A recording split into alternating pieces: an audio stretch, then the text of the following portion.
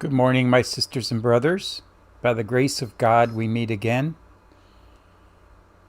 We begin today as we begin and end all things in the name of the Father, and of the Son, and of the Holy Spirit. This is a story that's similar to one that has been floating around the internet for many years, where at the end of the story, Einstein turns out to be the student that shows up the professor. Well, this isn't that story, just in case it sounds familiar at the beginning. But this was Sunday, November 30th, 2003 at 8:40 p.m. And the subject, It Takes Guts to Say Jesus. This is a true story of something that happened just a few years ago. There was a professor of philosophy who was a deeply committed atheist. His primary goal for one required class was to spend the entire semester attempting to prove that God did not exist. His students were always afraid to argue with him because of his impeccable logic. For 20 years he taught this class, and no one ever had the courage to go against him. Sure, some argued in class at times, but no one ever really went against him due to his reputation.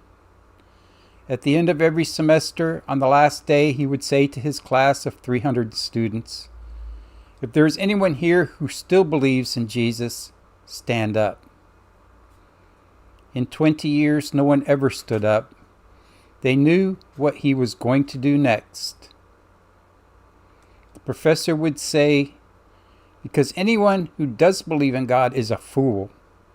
If God existed, he would stop this piece of chalk from hitting the ground and breaking. Such a simple task to prove that he is God, and yet he cannot do it." And every year he would drop the chalk onto the tile floor of the classroom, and it would shatter into 100 pieces. All of the students could do nothing but stop and stare. Most of the students were convinced God could not exist. Certainly, a number of Christians had slipped through, but for 20 years they had been too afraid to stand up. Well, a few years ago there was a freshman who happened to be enrolled in the class. He was a Christian and heard of the stories about this professor. He was required to take the class due to his major and was afraid. But for 3 months that semester he prayed every morning he would have the courage to stand up no matter what the professor said or what the class thought. Nothing they said or did could ever shatter his faith. Finally, the day came. The professor said, "If there is anyone here who still believes in God, stand up." The professor and the class of 300 stared as he stood up at the back of the classroom. The professor shouted, "You fool! If God existed, he could keep this piece of chalk from breaking when it hit the ground." He proceeded to drop the chalk, but as he did, it slipped out of his fingers, off his shirt cuff, onto the pleats of his pants, down his leg and off his shoe. As it hit the ground, it simply rolled away, unbroken. The professor's jaw dropped as he stared at the chalk. He looked up at the young man and then ran out of the lecture hall. The young man who stood up proceeded to walk to the front of the room and shared his faith in Jesus for the next half hour. All the students remained and listened as he told of God's love for them through the life, death, and resurrection of Jesus Christ. A reading from John chapter 1, 9 through 13. The true light that enlightens everyone was coming into the world. He was in the world had come into existence through him, yet the world did not recognize him. He came to his own, but his own did not accept him.